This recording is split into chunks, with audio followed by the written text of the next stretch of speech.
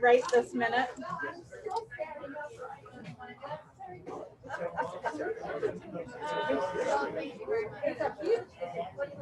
What do you need all that for? Just trying to get the television plugged in. I just need to get to your power cord.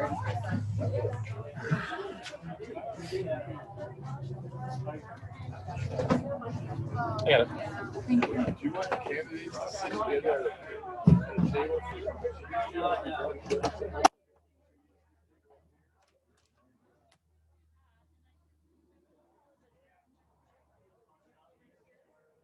Chris, is it all right with you if I do this?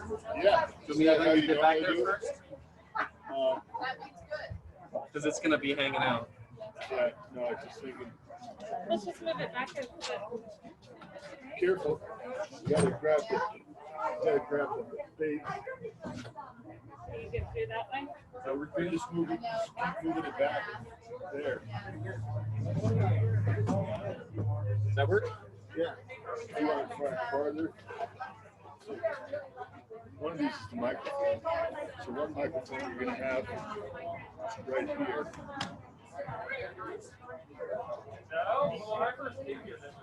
The other wireless, we got to send it in and get it repaired, or else we need to get another wireless. I reached out to Brian, but never heard back. And I let you know. I was working on it and just maybe not connecting.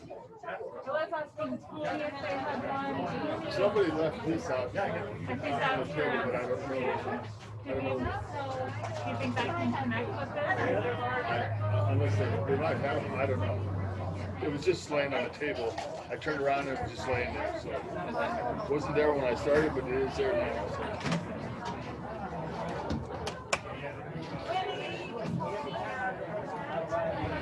CMI. Do you drink God, I wish. Yeah, you know what, Julian? If you end the meeting quick enough. Is this turned on yet? Oh, it is.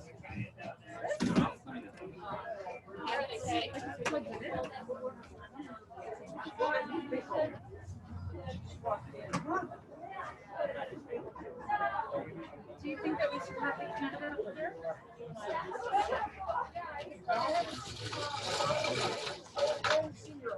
I might need to get to this. Nobody's online yet. You're not. It's nice. 1 minute till. Weird.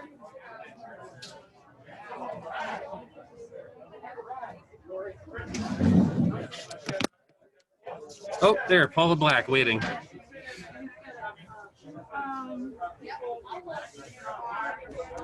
hate this waiting room. It's waiting room BS.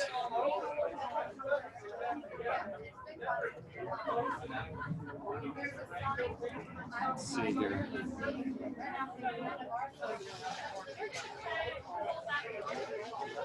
Duplicate.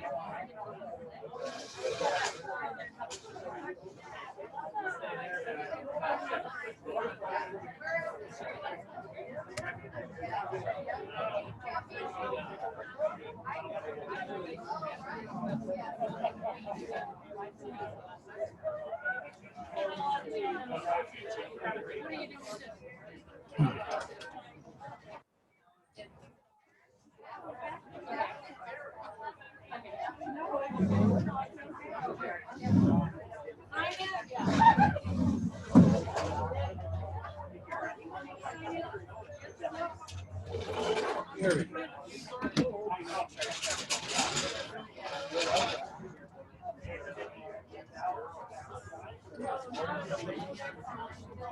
This.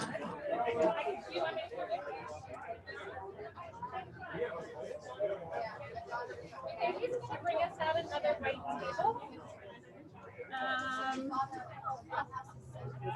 In order to make this permanent.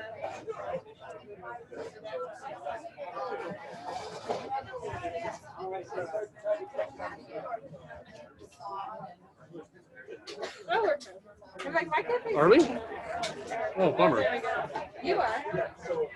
Where's the mouse? There it is. Give me your chat. That's for you, Paul.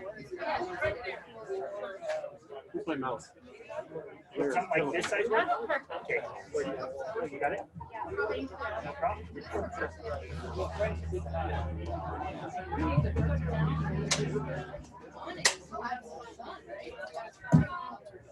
No?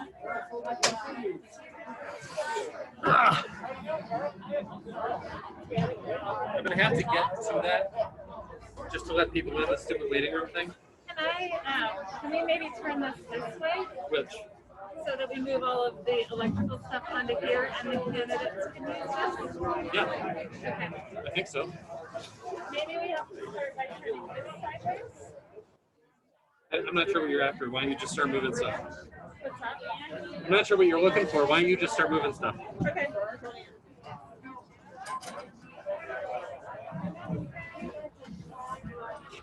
Are you good if that just moves back and then this one can just go in front of it? Oh, I see.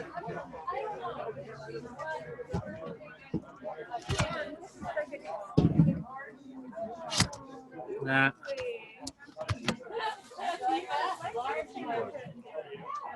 I can't call you large.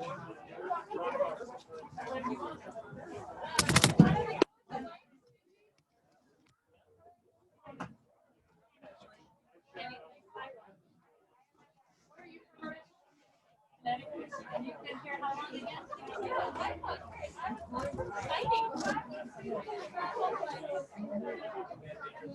Yeah, right. Need that plugged in.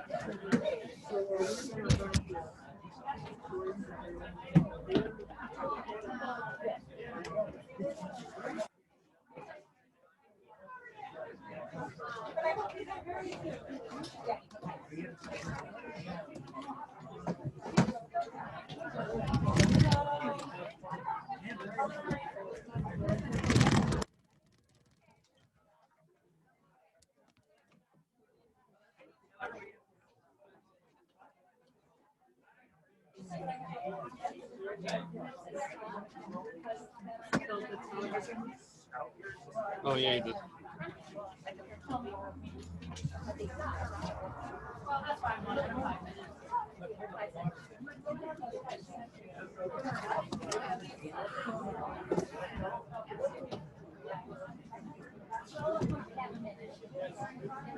Did these speakers do anything for you? Do those speakers do anything?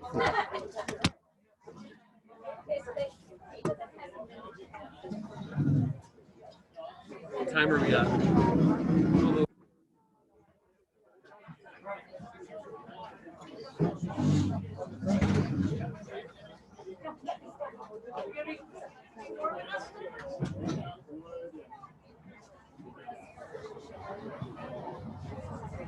Chris, can we test the audio? Yeah.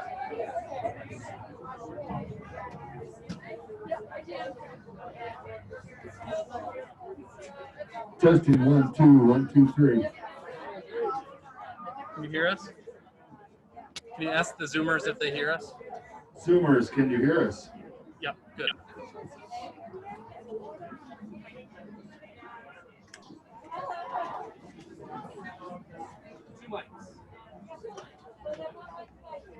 That's doing yours, right?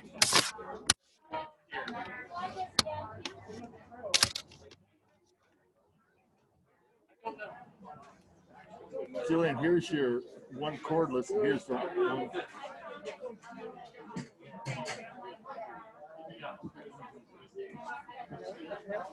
Just me.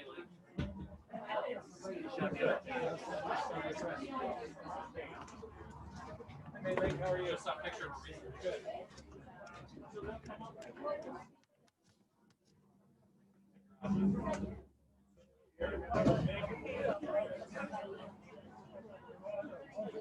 Keep in the meeting. We only have the 2 microphones, yes? Yes. Well, somebody brought this out, but I don't know. It wasn't here when I started, and then it showed up. It must be. It must be. Thank you for saying.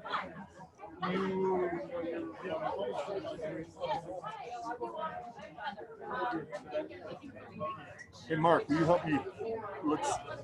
Yeah, what do you need? Let's weave this over. Over here? Yeah. Just trying to. Well, we're in good shape.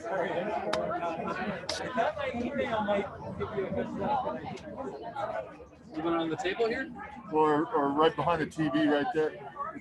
It's going to be, it's our second mic, so I'm guessing the candidates will utilize it more than Jillian. Good.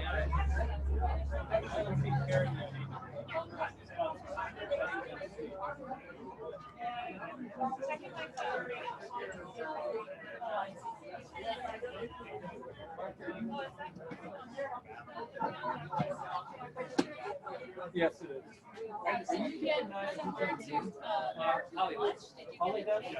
Okay. What do you need? What do you need? Larry, So, yeah. Larry Carlson? his name is John. Okay, he's not on yet. He's not on yet. Nope. Okay. Nope. Keep an eye out. Yeah, you got it. March, you saw my link. Oh, yes. Okay, so do you want choice and then to see this too? They're not going to sit here, they're going to be there. No, but I mean, oh, anything. Okay, I'm going to go down real quick. If you want, do you want Hey, how are you doing? Good, how you doing, Matt? How you guys Good to see you. Good to see you. I'm good. Yeah, thank you, Brian. I come to this meeting. Surrounded by a lot of people who go. I realized Craig, did you ever talk to you about a show now? We're still working on that. Yeah, it kind of got deferred to a trip in, then it kind of came back to us. We haven't finished. Is there anybody that might know? I have no idea where to start. If we got up to this, or I don't want to hit you, so you got to be careful. I don't know anything about it. Wasn't out here when I started. they brought it out to see if we could use an extra. Do you have any idea how we could get it attached to your system?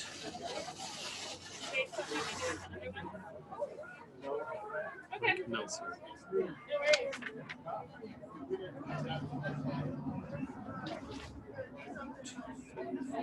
6, 7, 8.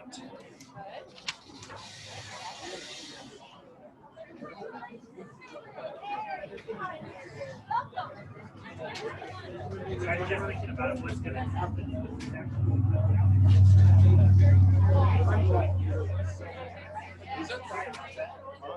Oh, that's a different one. That's not going to work. Typical.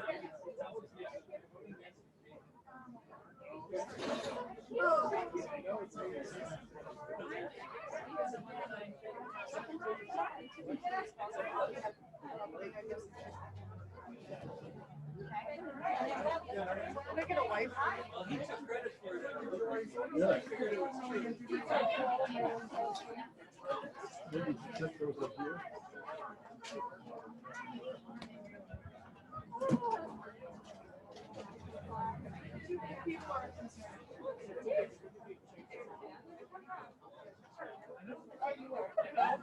How it works.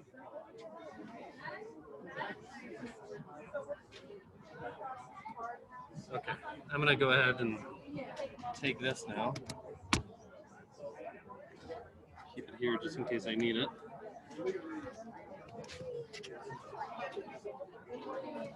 Get everybody. Is that your GoPro?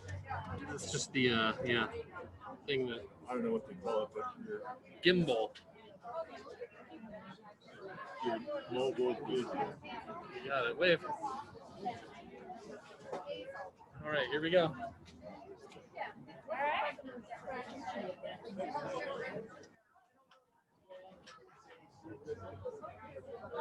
Are you ready? Ready when you are. Hello, everyone. Welcome. Thank you so much to Snowball for having us out today. And thank you, Weather. Thank you, Weather. And thank you, Scott Wither, Marcy Delicenti, and Coleman Cook for sponsoring today.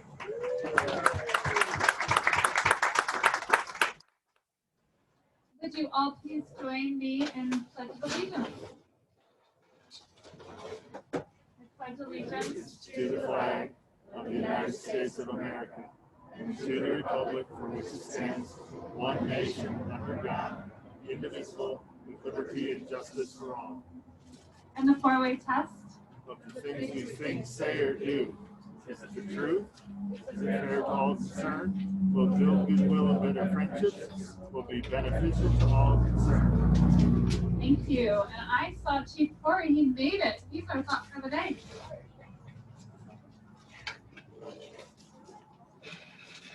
Thank you. Alice told me I only had 2 minutes. I told her there's nothing I can do in 2 minutes. So. Is that what your wife said? I won't repeat that.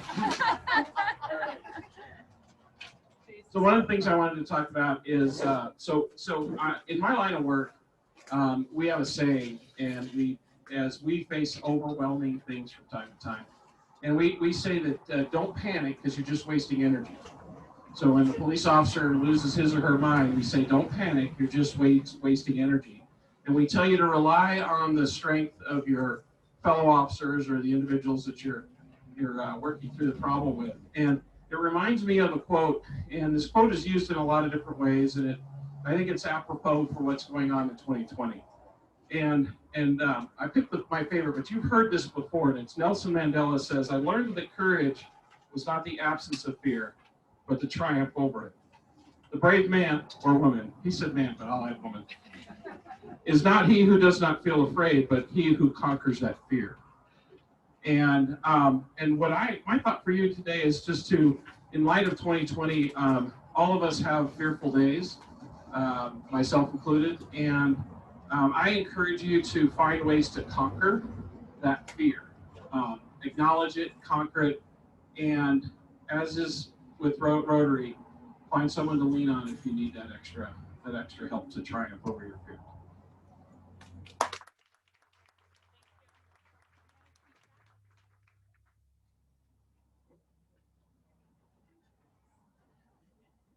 Could we have all of the visiting Rotarians and guests stand, please, so we could get a chance to meet you?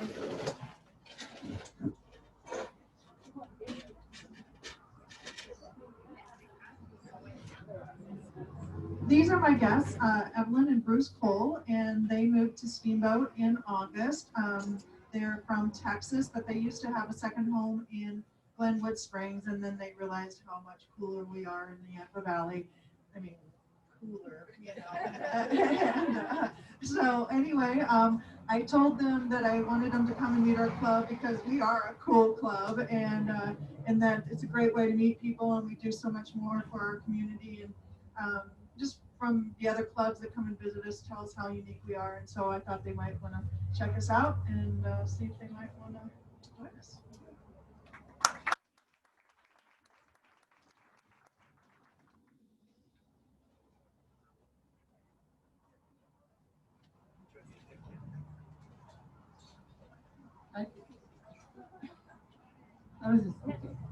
My name is Catherine Lippin.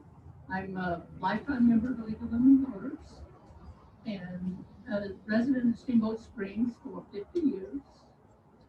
And I remember the last time I was at Rotary, there were no women except me and maybe another lady with me to talk about. I was probably asking for money for the Council on Aging, because we Kiwanis and then Rotary. Jack Morrison was one of my mentors, main mentor, and I did a lot of work with Jack. When Cindy Sims was the first person elected female.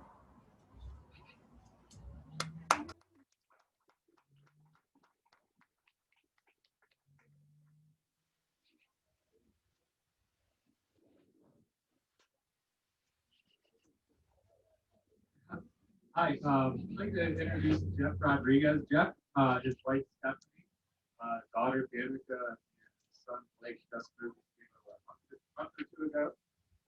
End of July, so we can thank Jeff for our red hot real estate market.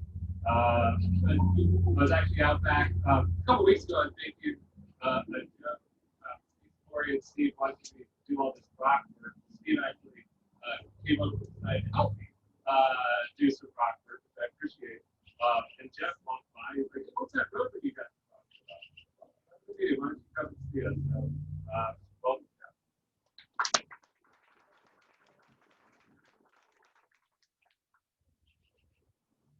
Ed Albright, I used to be a member. Taught for 10 years now. Now I'm back. And looking forward to getting involved again and doing all the wonderful service things that we do.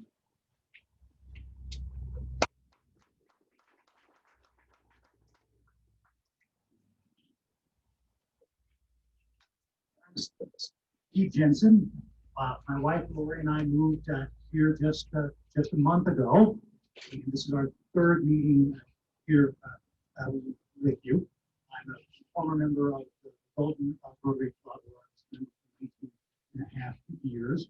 I'm a chief deputy district attorney for Jefferson County, and actually this is my second week working remotely, and so it's working well. And actually, Adam left out the part that I went by his house, knocking on the door, and begging for his assistance because I purchased a treadmill, and but I couldn't get it into the house by myself. It was in the back of the truck. So Adam and I volunteered to help, and then I said, "Oh, I'll help you with these rocks." Okay.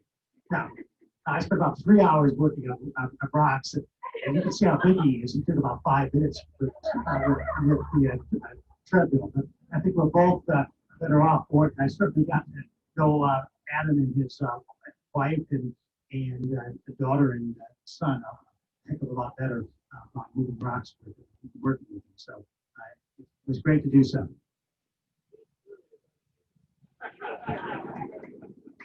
Hi, I'm Lori Guziak. I'm excited to be here in Steamboat for a month now, and looking forward to lots more snow and outdoor activities and volunteer opportunities here with the club. I was not a Rotary in Golden due to my work schedule, but I'm looking forward to joining the Steamboat group. Thank you.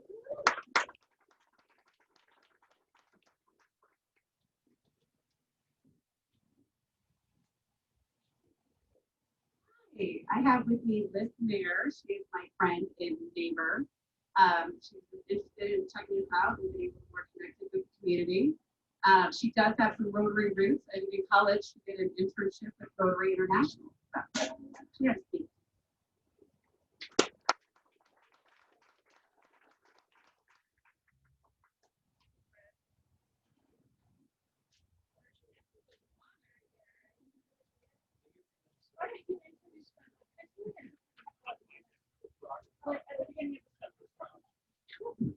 We'll give you a good formal. Oh, I love that.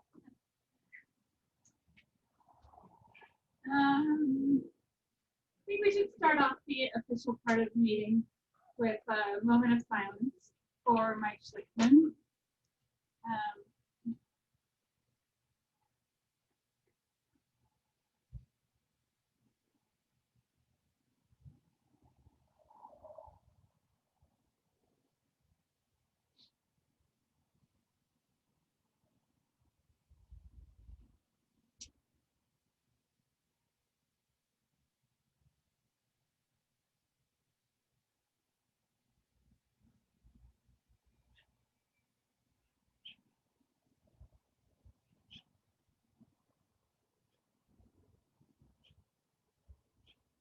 In the words of the person who knew him the best, the sun rises each morning and offers you the gift of one more day on this beautiful earth.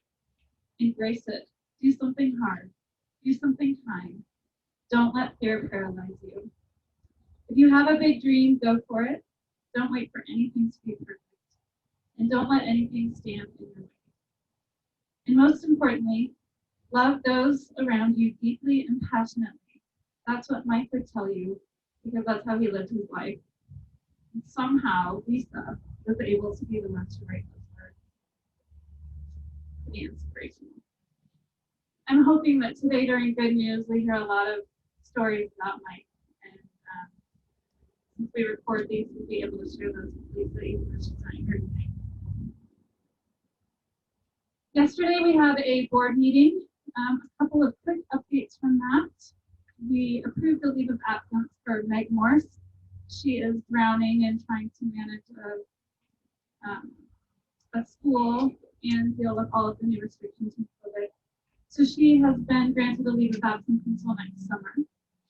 Bill Leeson has flown south to Arizona with the smart man that he is. Oh, he's leaving! I know! He's leaving us!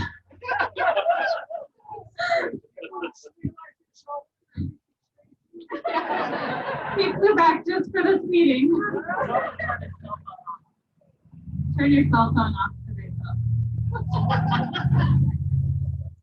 And Margaret Watts has asked for a resignation for right now until COVID's over and she's happy to get back to doing things in person. And we also spent a little bit of time exploring ideas on how we could continue to meet in person for those people comfortable throughout the winter months. So again, if you have any ideas on that, please let us know. For announcements, if you have announcements, would you like to come up? Mark, you're one of those. I know, I'm trying to look at the comments. Ah.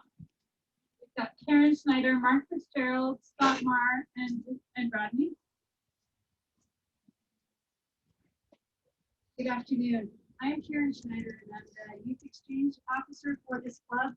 And I just wanted to let you know what was going on in the Youth Exchange program. I think there's kind of an assumption that it's not operating, and that is correct. So normally in the time frame of August to September, our committee is interviewing all of the high school students and asking them if they want to go abroad, what country they would like to go to.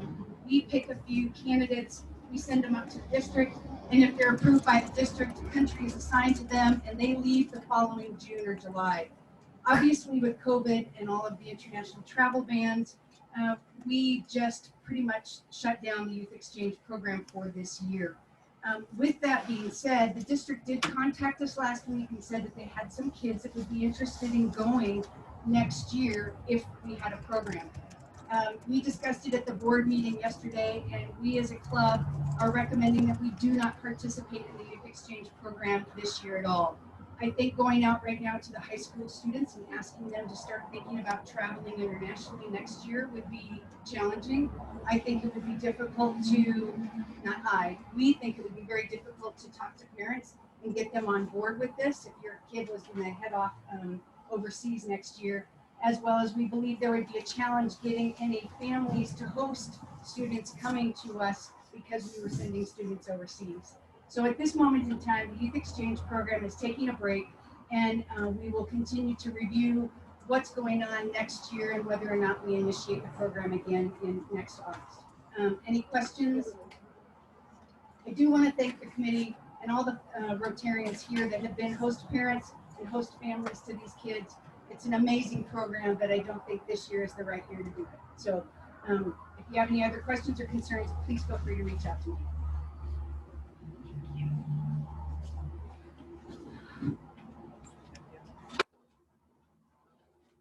Hi, Loretta Conway, concessionaire at the Steamboat Tennis and Pickleball Center. Steve Weiss, are you here? I can't find you. Oh, there you are. Steve came to me a couple weeks ago and he wanted to host a Rotary pickleball happy hour for last Thursday, this Thursday, and next Thursday for 3 weeks in a row. And we played outside last week. Steve couldn't be there. I'm so sorry. They're saying they can't hear the sound very well. Mom passed away and he couldn't be at the first one, but you're going to be here this week, right? So pickleball is easy to learn. I saw a gentleman named Ed, I forgot Ed's last name. Are you here? There he is. I met Ed for the first time, and he started out a little slow, and he was like winning everything by the time the hour and a half was over. So come this week, we're going to try to be outdoors if we can, but if the weather's too cold, we'll go indoors, and you'll have to wear a mask.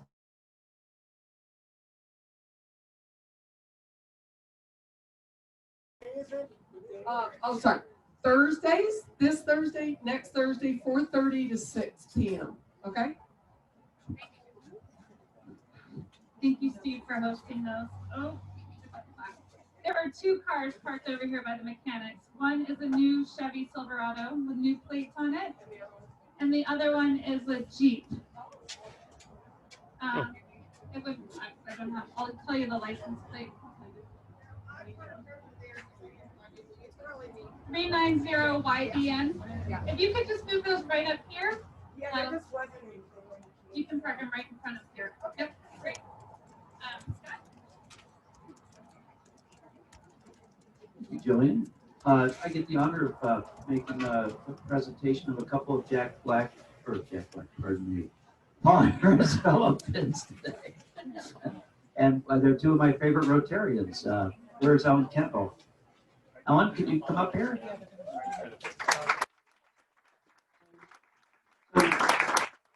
I'll get these two foundations mixed up, and I apologize for that, but Ellen will keep me straight. When you make a $1,000 donation to Rotary International Foundation, you become a Jack Black Fellow. And Ellen is now a Jack Black +2, which means she is Paul Harris. Paul Harris Fellow. See how easy it is to do? And I'm the chair. Yes, thank you. And Jillian is a Jack Black Fellow. Just kidding. Jillian is now a Paul Harris Fellow +3, which means she has given over $4,000 to the Rotary International Foundation. So congratulations.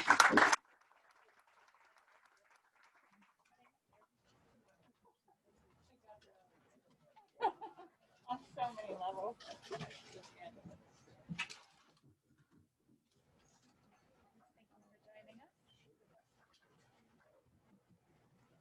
Good afternoon. Jillian asked, and I don't have to pay $50 for this, right? Okay. It all comes out of our pockets. We'll take it. Yeah. I still owe birthday money, so yeah. So I had a meeting this week with Jillian and Kara. Louder. Should we make them louder? It's fine. Yeah, I was standing where you were, Karen. I couldn't hear a word you said, so I can hear it right in front of the speaker quite well. So, all right, we'll see if that works better. All right, great.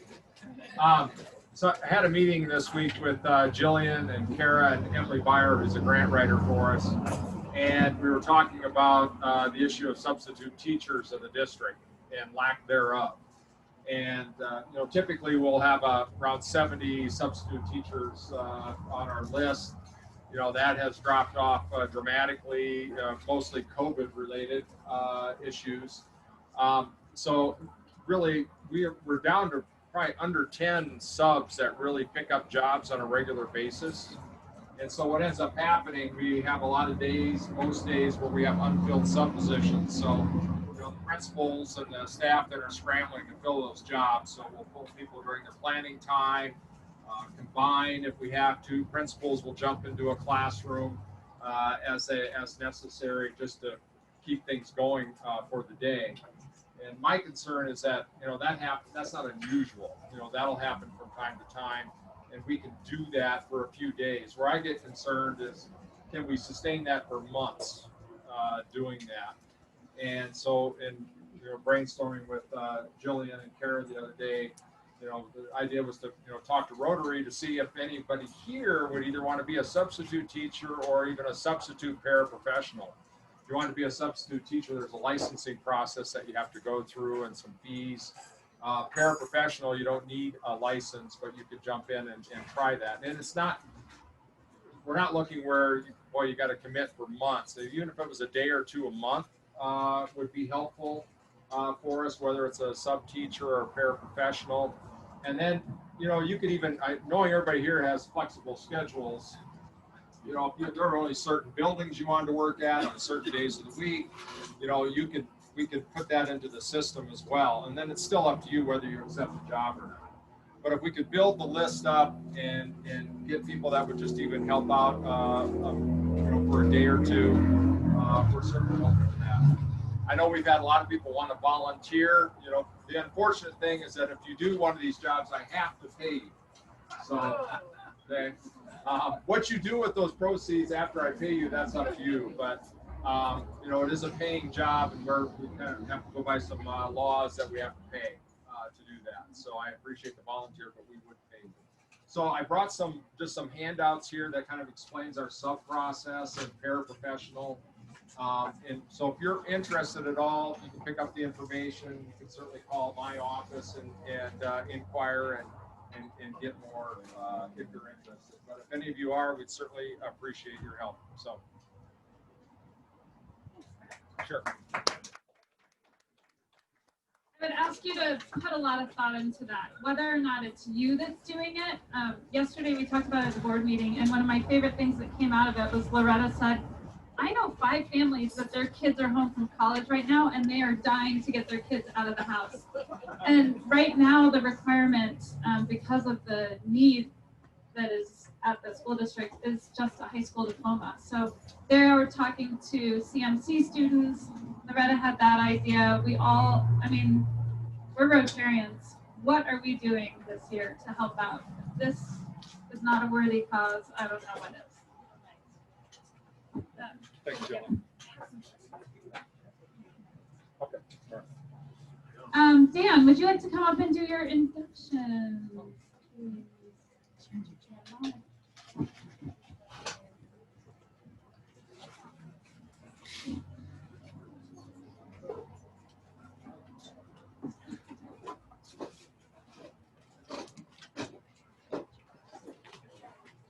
Thank you, Madam President. It is my pleasure to induct 2 more new members this week. After the 2 we inducted last week, we have Karen Ray and Larry, I always struggle with your last name. We all do. Winogo, Larry Winogo. Would you guys come up? And Karen's sponsors are Ashley and Cam. And Larry's sponsors are Jillian and Steve Sainer. I don't believe Steve is here today. Is he? Steve, are you here? I don't think he made it. Welcome, everybody. Would you like to start with an introduction of Larry, Jillian?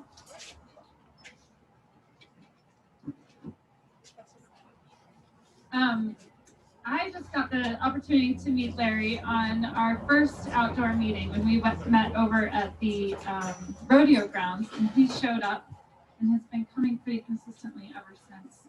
I am really looking forward to having you be part of the club. I'm so happy to hear that your son is doing better, and really looking forward to getting to know you.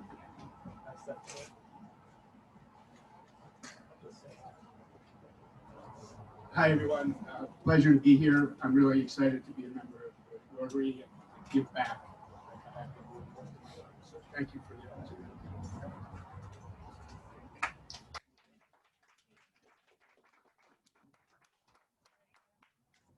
Ashley, would you like to start with Karen's introduction?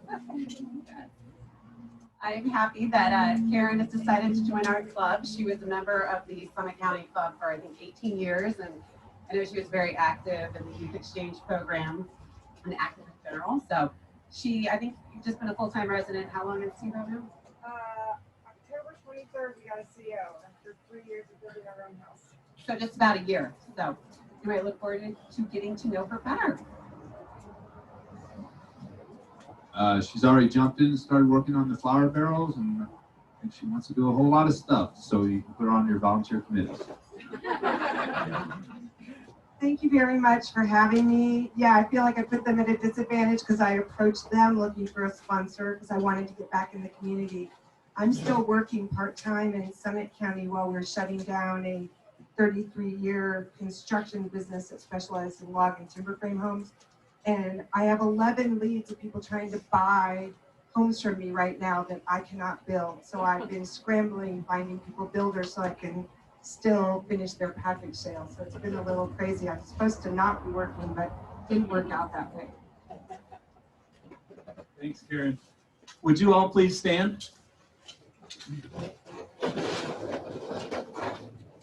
Karen, Larry, you've been chosen by the Rotary Club of Steamboat Springs because your fellow members believe you to be leaders and because you show those qualities of integrity and commitment that allow you to interpret and impart the message of Rotary. It's my pleasure to present you to our fellow Rotarians. Larry, Karen, welcome to the Rotary Club of Steamboat.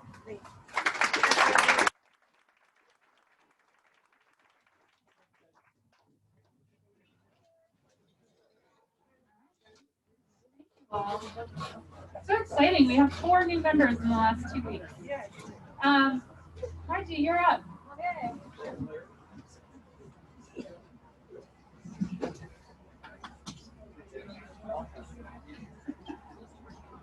I would like to, can you hear me? I can't hear me. Can you hear me? I would like to welcome and thank the 2 candidates that are running for the Colorado Board of Education. I'd first like to introduce Dr. May Lynn Simpson, who's the Democratic candidate, and Joyce Rankin, who's the Republican candidate. They're both going to be asked questions by me. And Heather is going to hold up, so you both know. Heather is going to hold up the start card, and then you'll have 60 seconds to respond to the question, and then we'll give you a 30-second warning and a 15-second warning, and then Heather advised me we should give you a 5-second warning. So you have lots of warnings, so you have to stop. Immediately following the forum, we're lucky enough to have Catherine Likens from the League of Women Voters, who will talk about the Gallagher Amendment, because I think there's a lot of confusion. So if you ladies will step up and sit down, and I'll fire away questions here. I guess I'm going to have to share my... You want to sit over here? Yes, please. You're in the shade, right? That's good. No. No, they don't want to. So we have lights right there, right in the middle. So we can do. I'm going to pass it back. I'm sorry. Do you want your hat or anything? They couldn't find a third one. We can get it. Just take it. Thanks. Oh, I Okay, you and I share. That's right. To Steamboat.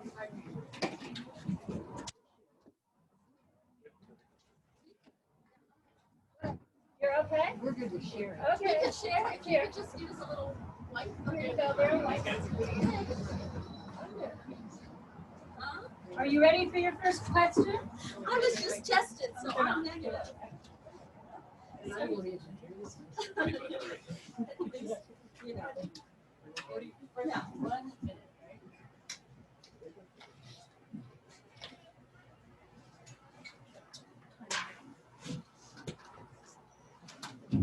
Question.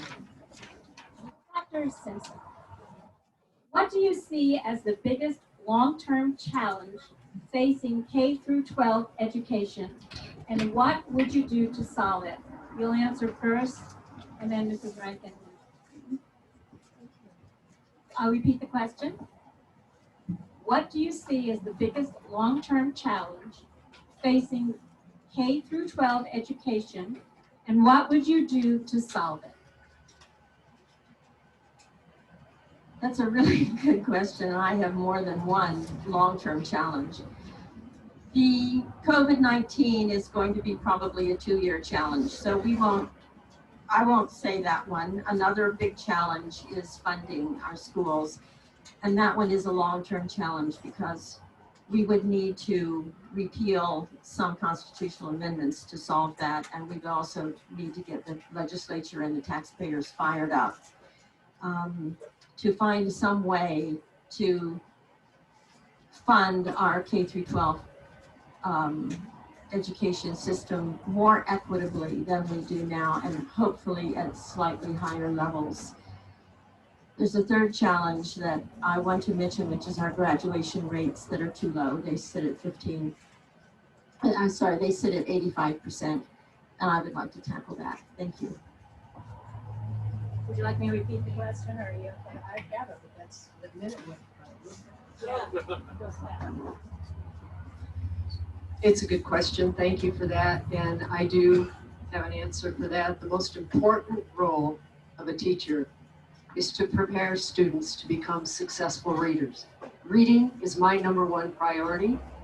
My work is not done yet. My background is in elementary education. I have a master's degree in elementary education with a minor in English language arts, which translates to reading. When the READ Act was passed last year, 40% of our third graders were proficient at third grade. 12 years ago, 40% of our students were proficient. We have got to raise the reading scores. I think it's good that we have 100% graduation rates, but the way we tend to be doing it is lowering the standards. I'm not for that. Keep those standards high, get the students reading, they'll be able to be more successful in life. My work on the board is not done yet. Reading is key. Thank you. Why don't you keep the mic, you can answer this question. How can the state board help improve teachers' salary and address the teacher shortage that is happening in the state? So to keep that? I've heard this before. First of all, we hear misinformation about how our salaries are doing in the state for teachers. People quote anywhere from 30 to 50,000, and they say we're 50th. The numbers from the Department of Education, CDE, recently came out for the 1920 school year, and the average teacher salary is $57,000. That puts us somewhere around 30th or somewhere right after that. I don't know how it fits in, but I know we have repeatedly increased the teachers' salaries. The legislature gave districts an 8% raise, and I know Moffett put the majority of the amount of money into teacher salaries. So that's up to the local superintendents and boards to decide. But 57,000 is average right now, and that is not bad since they're not year-round jobs. So I think they worked very well in that in the legislature, and that's where we are now. Thank you. Would you like me to repeat the question? No, that's all right.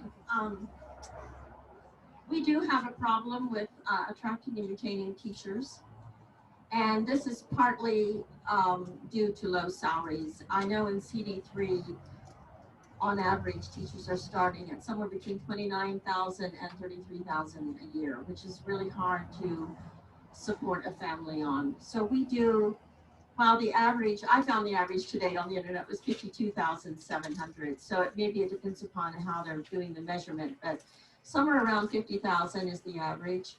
I do think that we need to work on teacher salaries and also the cost of living. We need probably some cost of living adjustments. In addition to that, in the last few years, last 5 years or so, the number of students enrolling in teacher education has dropped dramatically. So we're not preparing the teachers anymore, and we're having to hire from Philippines and from other countries. So I think we need to address teacher education as well, make it easier for them to get their degrees. Thank you. You can hold it. There has been a heightened focus in our country the past several months around diversity, equity, and inclusion. How will the state board provide leadership in these areas? That is really, really important. We do need to work on that. The state board may suggest curriculum additions and changes.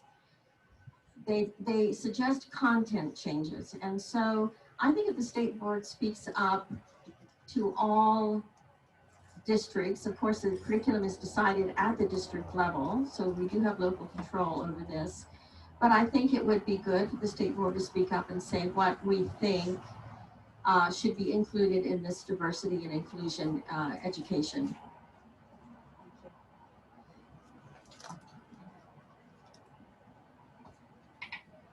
I think we have inequity in schools, but I think it's a rural-urban divide.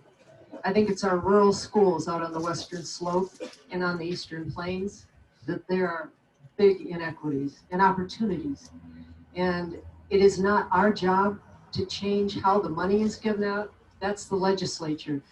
I think the formula that is used now to give money out to the schools is wrong. It's based on taxes, mill levy overrides. Some districts can get a lot of money and on a tax base in their districts. Others struggle, like Pueblo in the 3rd Congressional District. That's one that just cannot compete with Aspen. So we do have inequitabilities throughout our state, but I think it's a rural-urban divide. And curriculum, we cannot dictate. You're right, it is decided at the local level. And that's for the local districts to determine. But I do think we can do better with a better formula. Thank you. In a recent Chalkbeat article, it was reported that several school districts were using a variety of reading programs within the same district and seeing mixed results with this approach. What are your thoughts on literacy in the state and how districts should approach teaching of reading? Where'd you get these questions? I want to know. Is that like my question? No, they're good questions. No, and I have had this one. In fact, a lady from Chalkbeat called me yesterday and asked the same question. That's why I find that interesting. It is correct that districts choose their curriculum, which includes reading, but this READ Act, which passed by 100% of the legislators in the last session, that means all of the Democrats, all of the Republicans said we must focus on reading. It's very important. But we are finding that a lot of the curriculum used in the schools at the elementary level are not aligned with this READ Act. In fact, a lot of them are very detrimental, and there's been a lot of research done. The READ Act is evidence-based. If students are taught this way, they will learn to read. Teachers must be retrained. Now, there are some that know the science of teaching reading. I went back and took 3 courses online as soon as I saw this bill because I didn't know how it differed from my background, and I have a master's degree in education and in English language arts. This READ Act is very different.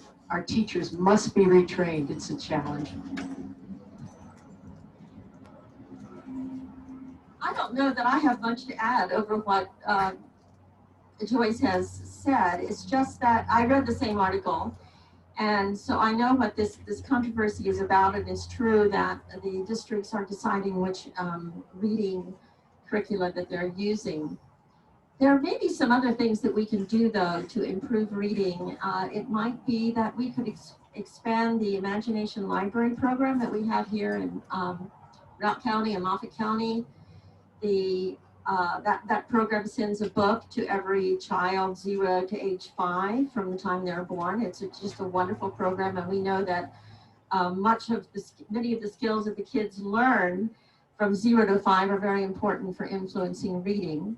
So perhaps we could do that. And I do agree with Joyce that we have to enforce the READ Act because it really is wonderful. It's evidence-based. It's the best way going forward. Maybe it's just a matter of time to get everybody on board. Thank you both. The pandemic exposed the technology divide in the state, particularly in the rural areas, where many students are not able to have adequate access to broadband and computers to be successful with remote learning. How can the state board ensure that each student receives a comparable education no matter their zip code? That is the most difficult question you possibly ever could have asked me, and nobody has the answer to that.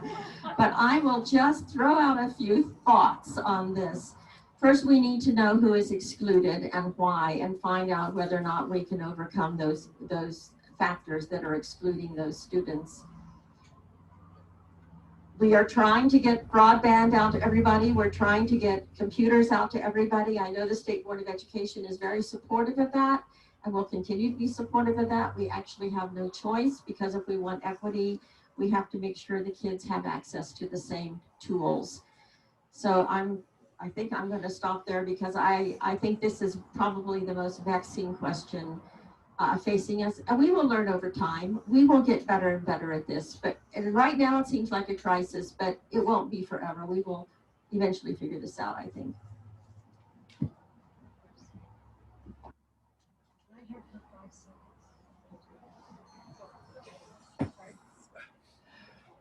These questions, they're great questions, but they take a little longer to answer. And besides my education background in elementary education, I'm also a Microsoft Office user specialist through Microsoft, and I know a little bit about computers. And I think the main thing that caught us off guard with COVID, because we have been getting better internet access, even if students have to drive over to the library or have their parents drive them over to the library and download their materials, they have computers. That's come a long way. What hasn't is the education of our teachers. Just like they need to be re-educated with the READ Act, many of them do not know how to deliver education over computers and over the internet. And it's not a professional development course that you can take in 30 minutes or an hour and be up to speed on it. It's much more complicated than that. However, I want to give kudos to some of our high school kids that are getting their work done early and going on and taking some college courses or CTE and advancing themselves. That's where technology is going to help. Many school districts are concerned about required reporting measures around attendance and seat time, as well as the impact it'll have on the state testing. What can the state board do to help students navigate these state requirements during the pandemic? Would you start just the first part of that again? Sure. Maybe I'll do this. Can you make it harder? Yeah. So that we'll both just sort of fade. I don't want to be all blamed. over from these hard questions. They're really great questions.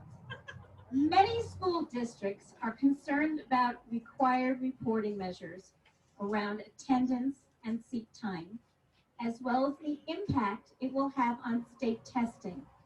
What can the state board do to help schools navigate these state requirements during the pandemic? Again, I go back to local control. I'd like to be in charge of some of those things, but I'm not. The department has allowed attendance for the October count to be the last 4 years averaged, or the attendance this year. But many students are missing this year, so many are taking that 4-year average from the last 4 years in order for pupil funding. And that is something that is allowed. So that does help. The seat time is local. Maybe some districts just require the teachers to take attendance one time in the morning and the students check in and then they're no longer there. That is legal by these standards this year. This is something that has been decided and determined just because of the challenges of COVID. I also want to add one more thing on the Imagination Library. Our board just voted for that throughout the state as far as supporting the governor's Imagination Library with the money he has to put it in place throughout the state. So we have this at the last board meeting. Do you need me to repeat this?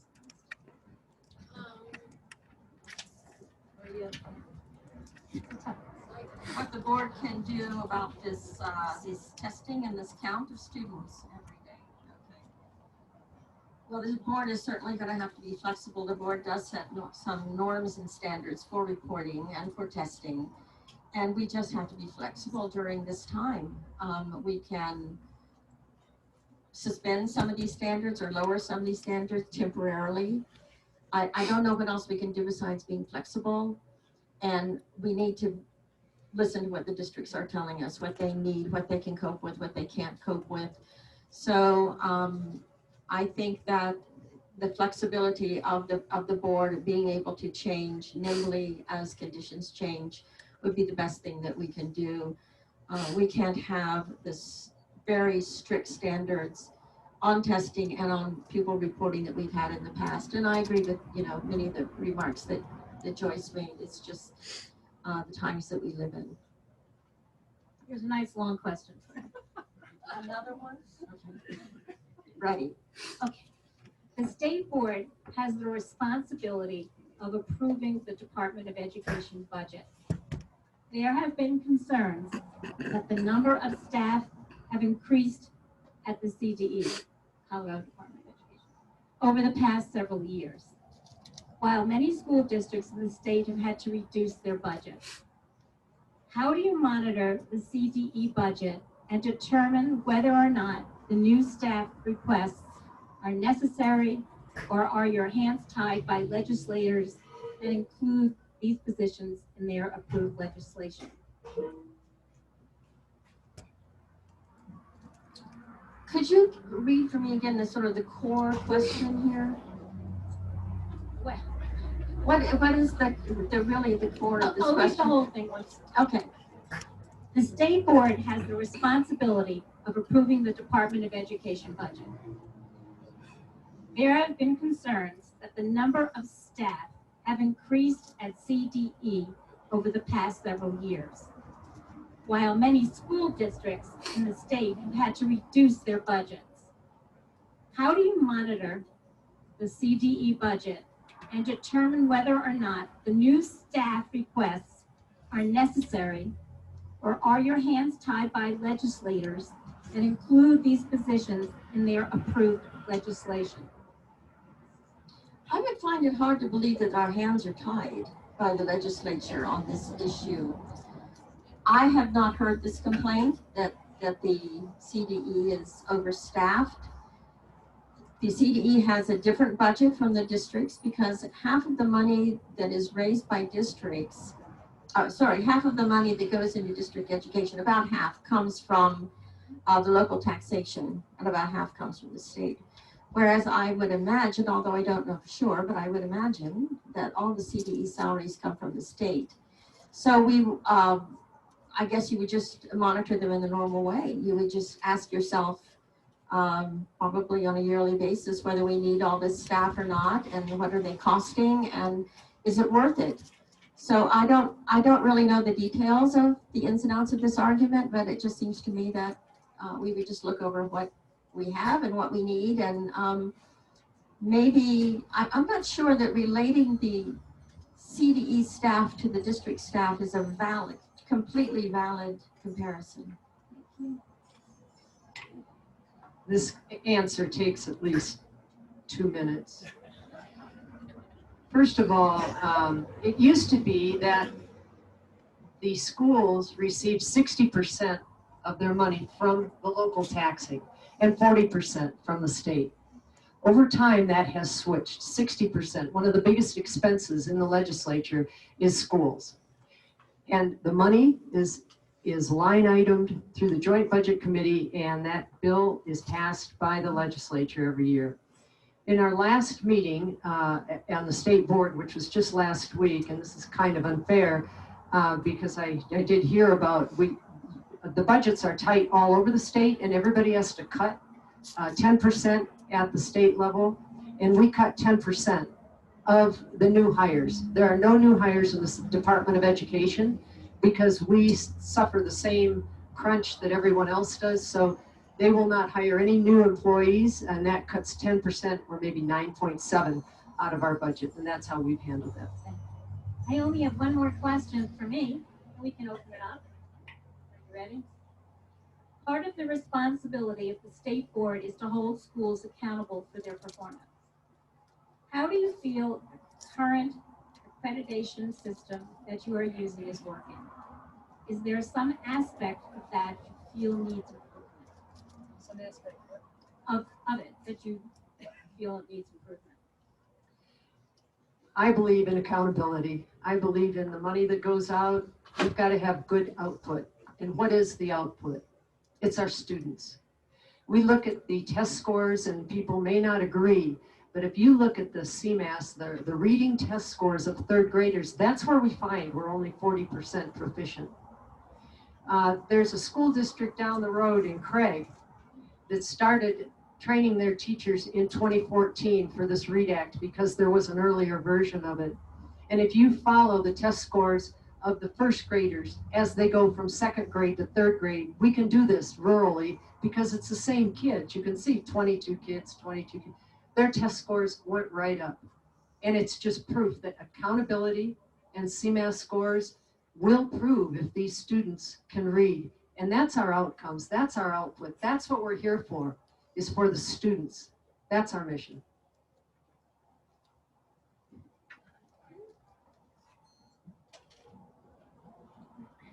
I too believe in accountability, and our test score, the way we do accountability now is with test scores, the outcomes of students, both at one point in time and their growth over time, as Joyce mentioned, which is really good.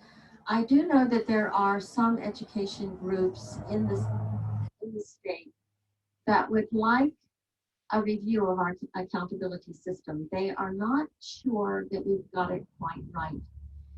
So they are calling for an accountability of our accountability system, which I would also support. I think, and I think it's really, really good to bring this out in the open and for parents to understand the accountability system better than they do now. But growth over time is probably the better measure than test scores at one point in time. And I know when I served on the Steamboat Springs School Board, we put a lot of importance on growth over time, and we're very proud of the growth over time that we had in that school district. Thank you. Now we'd like to open up. Does anyone have a question? I do. Yes, you have a question.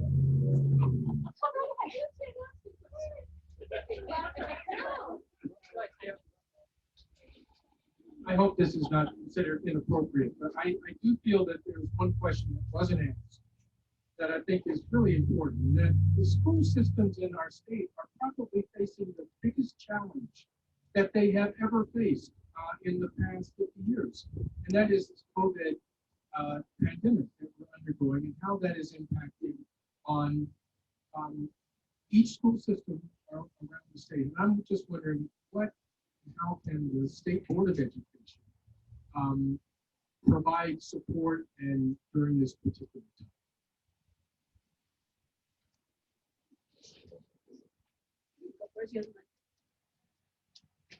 Okay, well, just yesterday, I picked up the Biden-Harris plan for reopening schools, and it's just a really good plan. I would support it. You know, the most important thing we need to do, in my opinion, it's bigger than Colorado.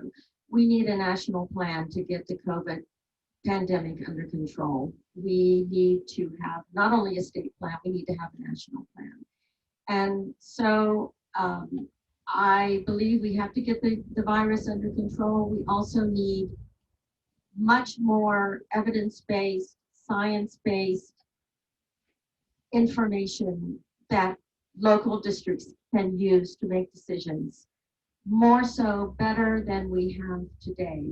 So that would be I would support the Biden-Harris plan.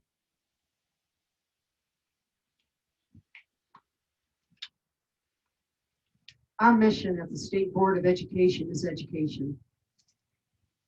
Healthcare, as far as the State Board of Education is concerned, at the school is done at the district level and the school level. That's why the teachers and superintendents and especially the local board works with the local health department in order to determine whether schools should be open or whether they should be closed.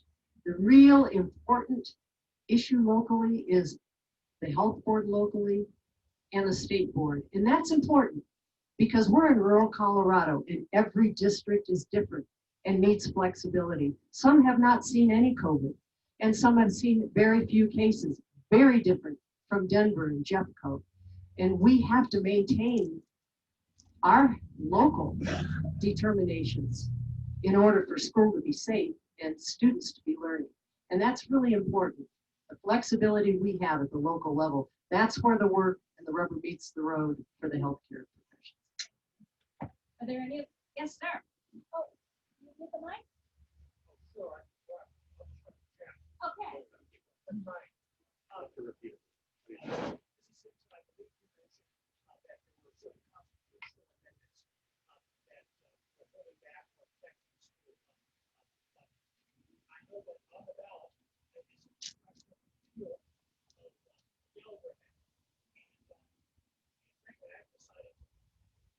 build on that yet. Both please comment on how does the Gallagher amendment affect school funding and especially school funding as it relates to more rural areas that we have.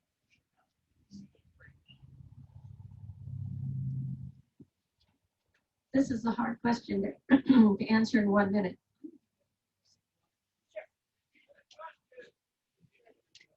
Okay, I should repeat the question. The question was about the Gallagher amendment, and the speaker said that he couldn't decide which way to vote, you know, for or against, and for or against repeal. Just a moment. How does the Gallagher amendment affect school funding? The Gallagher amendment affects school funding and fire department funding and other local funding, and it's an amendment that had a really good intention in 1982 to control the amount of residential tax that you will pay on your personal property in relation to business tax. So it had a very good intention. It sounded great at the time, but over time, what has happened is in controlling the percentage that is paid by businesses, which is 55% in relation to residential housing, which is supposed to pay 45% of the total tax. What has happened is over time, and this is a complex formula, but over time, we have gotten less and less local tax for our school districts. So the funding has gone down consistently year after year.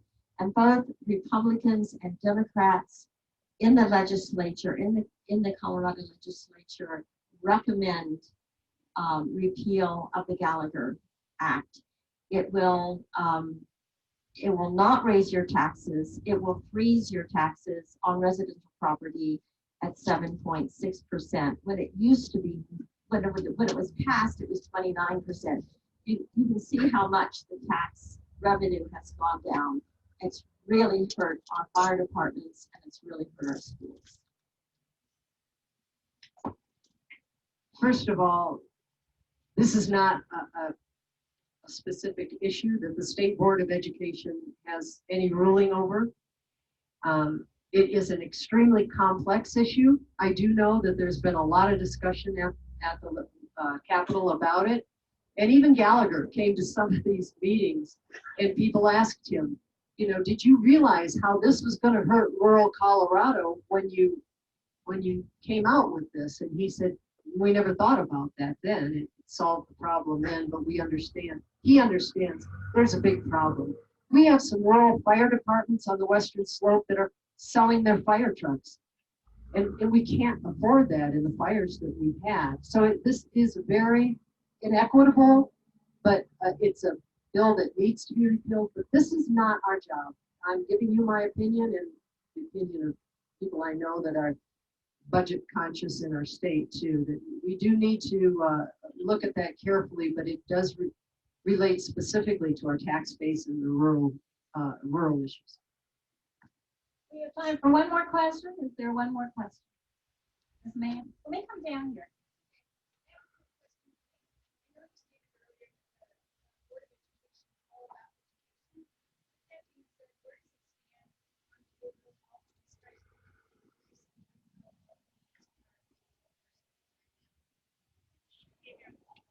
Do you want me to repeat that question? She wants to know how behavioral health, even in the Board of Education, where does behavioral health fit into what our job is? Did I get that? Okay. And again, this is not something we have a lot of discussion over. The legislature can legislate what that is. If you want my personal opinion, there are a lot of local community that handle some of these issues, mental health, behavioral health, and adults as well as students need help, especially at this time. But it's more of a local issue, not specifically in school. This is a concern I have, is I call it mission creep. Anything that happens that you want to relate to everybody in the community, you dump it on the teachers, you put it in the schools. And I think that's why we have to step back from reading. And what's our basic mission? It's for students to be successful. And we do need to depend on community, and we need to depend on other aspects than specifically in the school to put all that responsibility and weight on it. And I think we need to look at that, but this is not an issue that we talk about on the state board.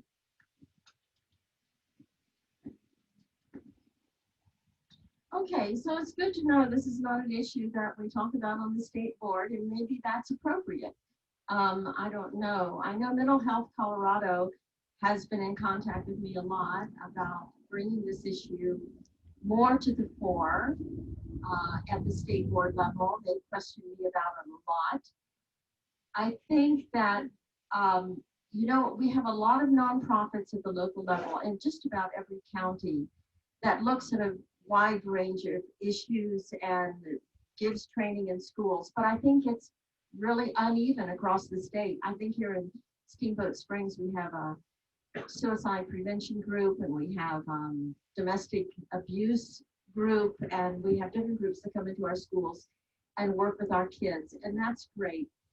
I think the one truism is that children need to have good mental health. They need to have good behavioral health in order to study well. And so if the State Board of Education does not take this up now, I don't know why we should be prevented from thinking about it in the future.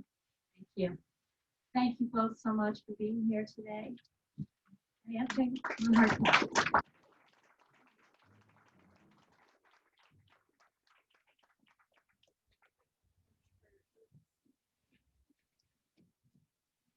Now,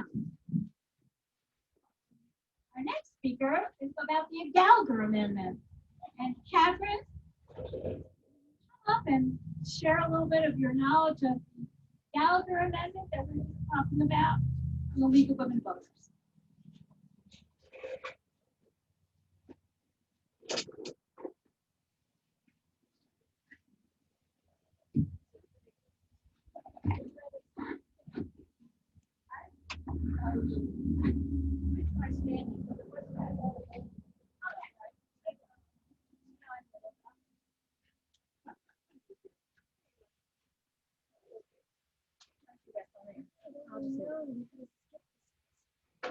It's gone straight to you, which I'm sure you'll do. Well, the fellow from Jefferson County, and I was going to ask him before he leaves if he knew somebody that works for the court in Jeff. Can you all hear me? Yeah. My name is Schlichtman, by the way, not what goes on rocks. The Gallagher Amendment. I would encourage all of you, because she told me I could only speak for 10 minutes. And those of you who know me, not many of you know me, know that 10 minutes with Gallagher is, that's pretty hard to do. So, thank you. Yes, I remember anyone who was working in, I was director of social services at the county director at the time of Gallagher. And any of us who were working in situations of the budgeting are aware of what Gallagher meant to us when we were preparing our annual budgets. But I won't go into that history. I really encourage you to read the Blue Book, because the Gallagher is a complex thing. What made life a little more difficult as time went on was then we had the Tabor Amendment, not a statutory thing, but an amendment that was adopted around 1990, which they had then the Joint Budget Committee and the like had to balance those two. And then the initiative for Amendment 23, which is education. And Joyce sure knows about that. So we have those three things. So if you're on the board, such as the county commissioners, the Board of Education and the like, you've got to figure out a way to work all of those. That's just Catherine Licken's point of view. And And I must give you my deal about League of Women Voters. This is a nonpartisan organization. I'm representing the voter service side, not the advocacy side of League. And our point, we've been in doing this kind of thing since 1936 in the state of Colorado.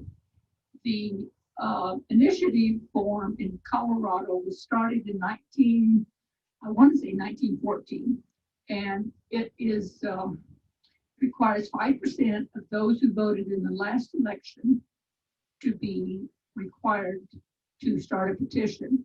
We had an amendment or an initiative. No, it was a referral from the legislature. It was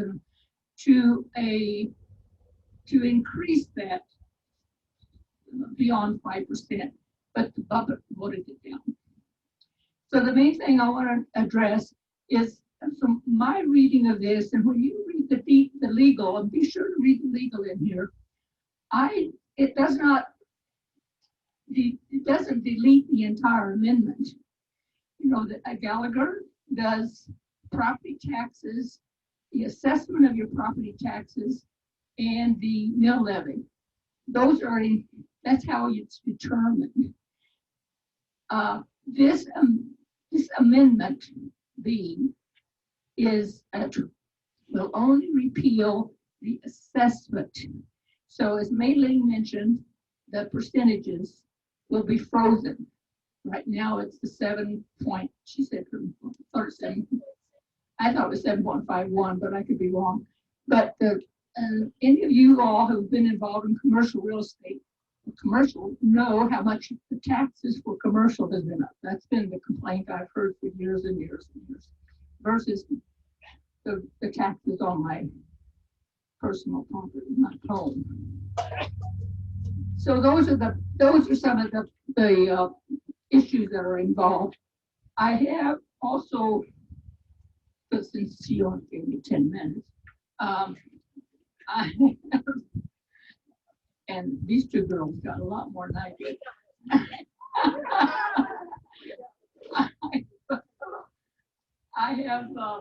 I want to encourage you. I bought 1,000 of these ballot issues from League of Women Voters. I'm a lifetime League member, as I mentioned earlier, and I try to get them out to the community every year. We don't have a League organization. I'm a member at large, but I still buy these every year. So they are distributed around the town. There's some at the library. There's some at I hope Off the Beaten Path still has some. The county clerk and recorder in Bonner's office has some, and they're in the libraries in South Route and also in Hayden.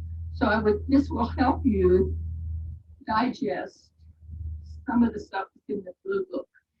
And for those of you who didn't receive a Blue Book, Holly, be sure that you go to the county clerk's office, because I'm sure that they still have a stack of them there on that shelf right there, just as you go inside the door. Or with COVID, they may have it in another place. At any rate, it gives you the pros and cons. The pros and cons that are in this league pamphlet are not done by the League of Women Voters.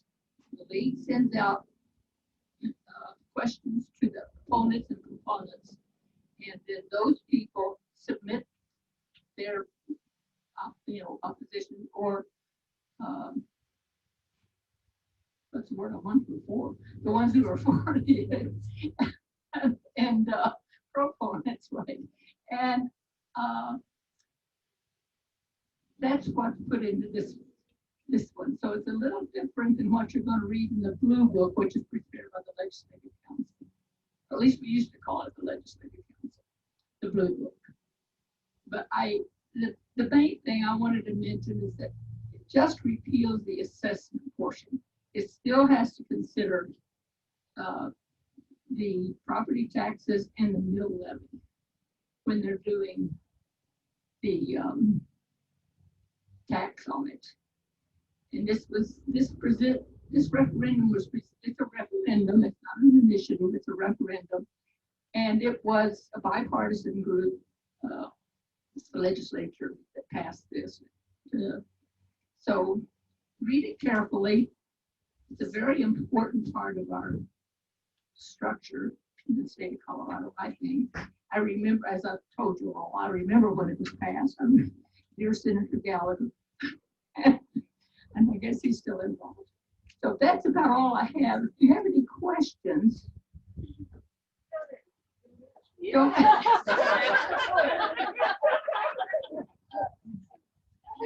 I just have to encourage you to read. Please read. All of you are readers, as the Board of Education candidates talk about the importance of reading. So read. If you don't understand it, talk to somebody who has a little bit more knowledge of it. Yes, ma'am.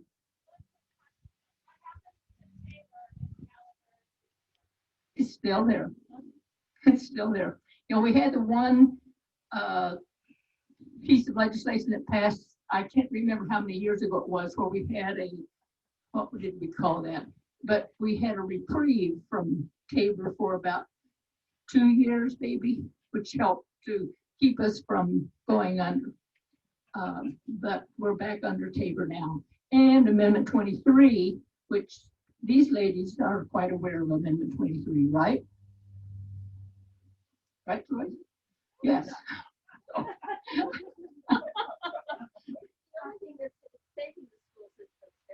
Yeah. Well, so when you look on your property tax, you know, just read how many taxes you're paying for school mill levies. You're going to make me stop. See, I knew. You see, she only told me I could have 10 minutes, and that's never enough. But thank you all, and it's really a lot different. I didn't read those.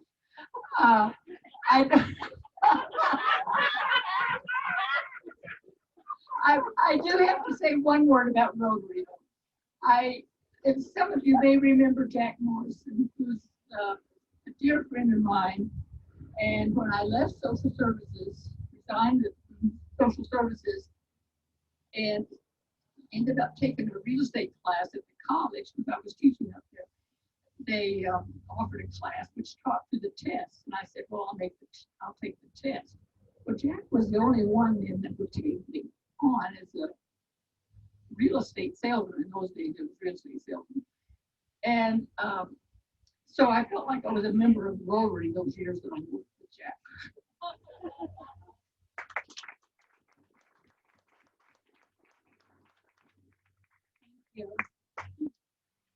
Ellen is going to do your good news this week. And just so you know, last week's good news was $560. Okay, so my first challenge was where to stand, and there's a thing here that says, "Stand here, dude." I'm good with that. And then I wanted to kind of dodge this because remember last week and how great it was? Because of Sweet Baby James, right? So Heather just happened to have a solution. So we're so get ready. And I think it's Rotary Ruthie, maybe, right? Rotary Ruthie. What's this?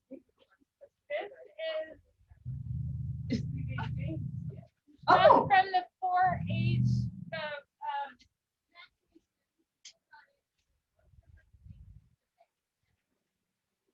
Sorry, who was it? Matt Newton brought it for purchasing his pig at the 4-H auction, and Susie has brought it in to auction off today too. So we're going to be here till 2. It's a whole bunch of goodies, chocolate and meat. I don't know how to do auction. Who will do that?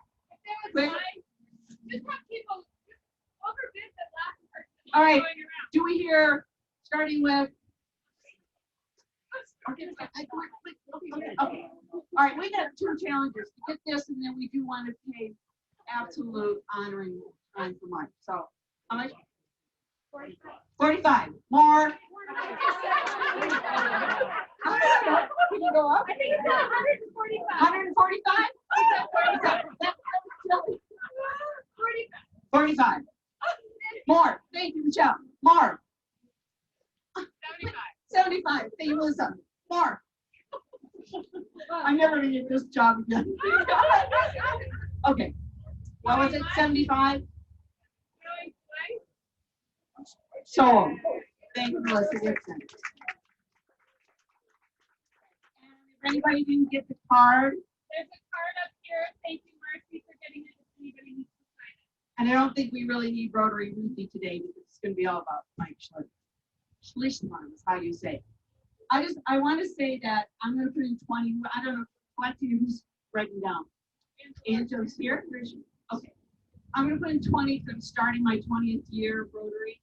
And Scott Marr sent me a picture of our Rotary Club so many years ago after we had the news about Mike. And I looked at that picture and all I could think of was all of our fallen Rotary comrades. And every single time it was so hard for us. And I was going to name a bunch, but we're hurrying and I would forget. So this time it's Mike Schlichtman. And I want to say I was not personal friends with him, but I'm telling you, every single time he entered the room or entered your presence, you knew that you were with someone who was really warm and charming and great and adventuresome and all those things that Lisa said so beautifully. And so please share your remembrance of Mike because he was one awesome dude.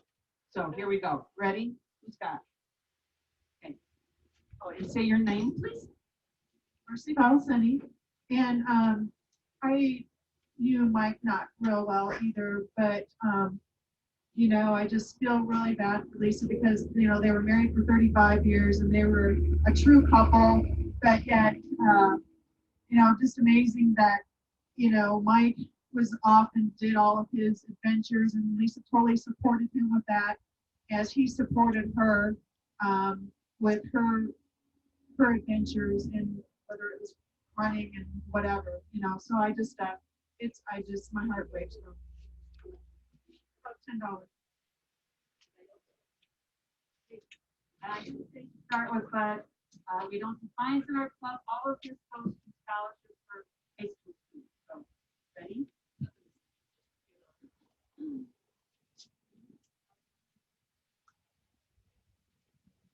Melissa Gibson.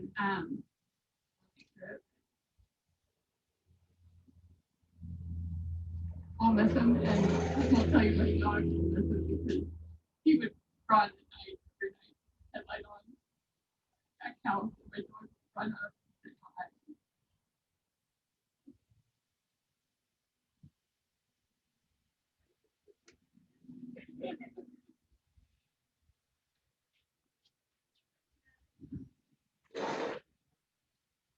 Well, I wasn't gonna do good news anymore because I got my bill from Angela. Really, I would be a mess not to say live like Mike. And then I just want to say thanks to Joyce Daly for running. Pretty awesome stuff up. So thank you very much. I'm going to the back of the bus now. Ready? I'm Cam Boyd, and yeah, Mike was a good friend of mine. I actually think I sponsored him. It was a while ago, but always enjoyed seeing him. He always had a smile, and he always made me laugh. So I was, and then Lori was here, not here, but so she had this washing machine, and we had a washing machine go out on one of our properties. They can get this washing machine, you can use that. So my wife went out there and they loaded it in the back of the pickup truck and got over to the place and took it out. The guy who was sponsoring, this isn't a washing machine, it's a dryer. And so Bill called Lori and said, "You gave me a dryer." And she said, "Well, too bad it's yours." And so I ran into some guy and he said, "Oh yeah, I need a dryer." I said, "So come over and get it." He comes over to our house and says, "This is a gas dryer, you need an electric." So that was 2 strikes. So we finally put on Craigslist and we sold it for $100. And here's $100 from Lori's dryer.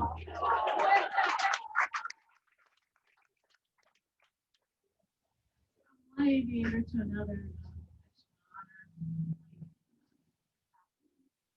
He's been in our airport. Good news, you know, I wanted to put in some good news. I have wanted to learn how to mountain bike and tried it when I moved to Colorado about 15 years ago and wasn't very successful.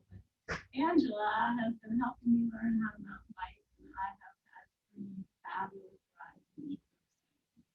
can do it again. I'm not.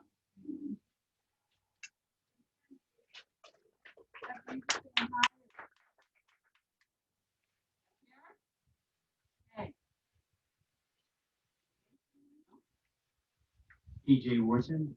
Yeah, just to salute to actually two Michaels.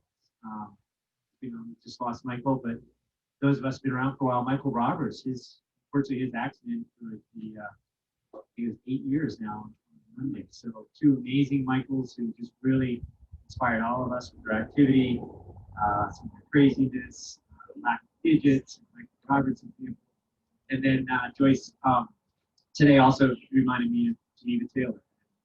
Her struggles right now. I'll pray so much for her and she back love her as well.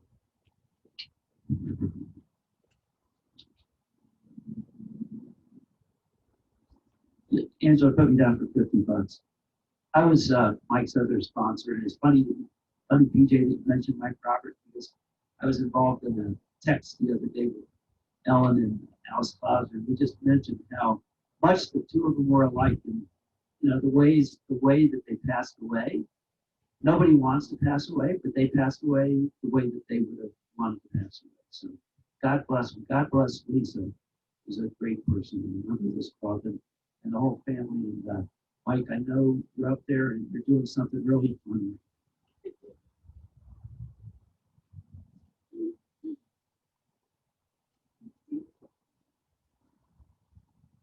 Hello, I'm Nancy Van, and I think we've been like the inspiration that made me shape my life. And I wanted to share with my husband, Jason, that. And it was last week that was 14 years from our marriage celebration. That's not the big story. The big story is we met 21 years ago. And I was a single mom of 3 wild boys, and I was in my last year of PA school.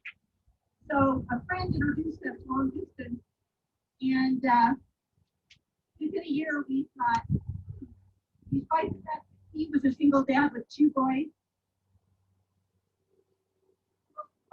despite the fact that he was a single guy with 2 boys, and I was a single mom with 3 boys, we thought we would explore the idea of getting married. That was about 2000. But we knew that was a big risk.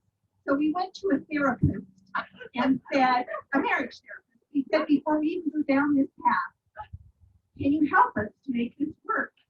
And she looked at both of us and said, I think the odds are against you. I think you should quit now. So literally, we did not get married right away. We waited for 5 years. We lived together for 5 years. And then finally, we decided, actually the impetus was he works for United Airlines, and United Airlines said, you can no longer have your travel privileges unless you're a married couple. And we had a vacation for the next week. So we went down that very day and signed the legal documents. We went to Mexico, and then we came home and told our 5 boys we're married. And they were so sad that we didn't include them. So in October, that's February, in October that year, we had a big wedding, and all of our boys stood up for us. And that was 14 years ago today. So I'm going to put in $20 and thank you.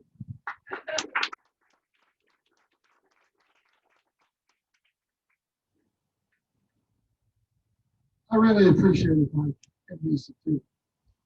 And I spent a lot of time talking with him because all 3 of us were graduates of the University of Missouri.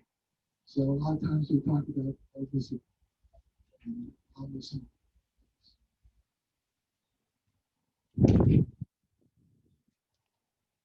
Just wanted to reiterate what everybody said about Mike. Like you're saying, Tara, look like Mike, so I'm just curious of their family and Lisa.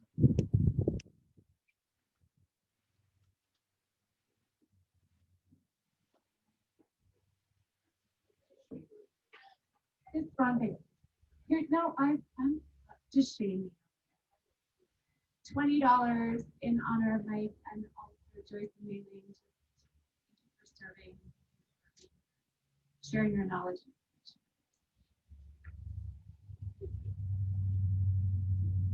Please.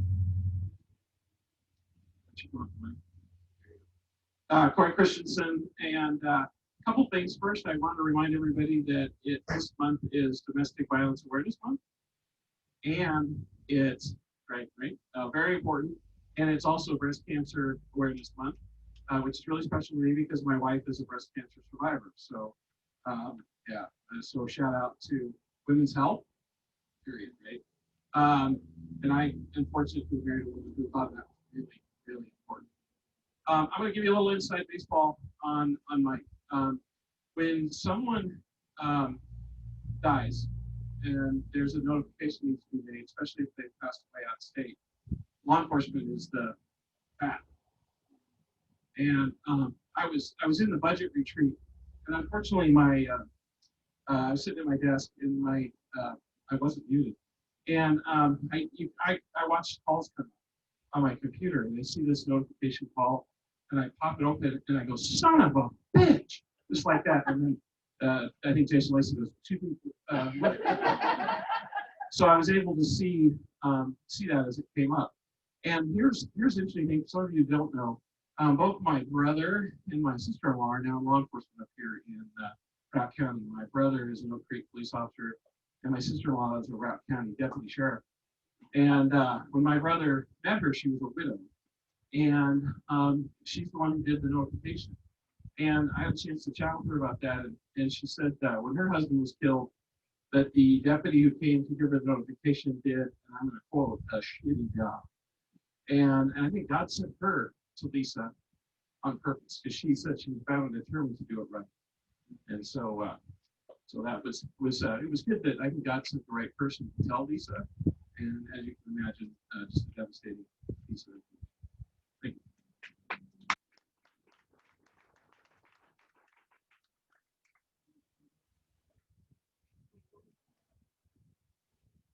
Oh, I'm Angie Wood. I want to put $10 in for Marge for the excellent hard questions.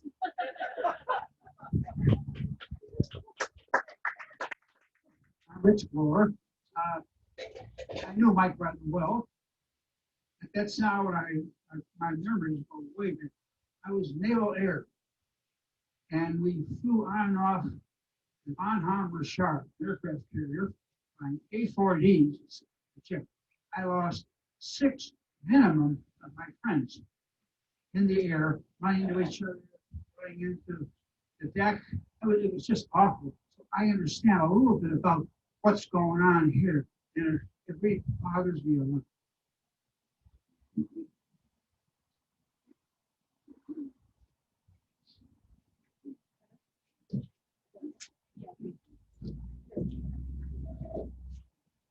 Heather Martin, I just wanted to thank Joyce and Mailing for your time and service in March.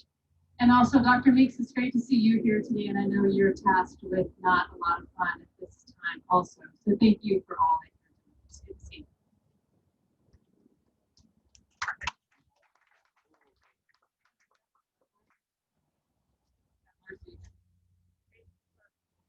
you. Ian for another 10. Okay. I just wanted to thank Snowball and Measure Me Up All Red. They were nominated the Business Philanthropist of the Year. Very well deserving after all they did for COVID and everything. And so I want to thank them very much for this today. And also Joyce and Bailey, putting yourselves out there. And unfortunately, somebody has to lose, and that's very hard. So I give you all kudos. Okay, thanks everybody. Back to Jillian. All right, thank you everyone for sticking around. Thank you, Marcy, Scott, and Coleman. This was a great idea and a great lunch and great weather. Thank you, Snowball. I've been a really big fan. Well, I was a fan before, but since you guys did what you did at COVID, that was amazing. Really, really stepped up. Next week is, my other thank you was for Joyce and Mei Ling. Thank you for serving, but also thank you for being candidates that sat next to one another, answered the question, and were respectful.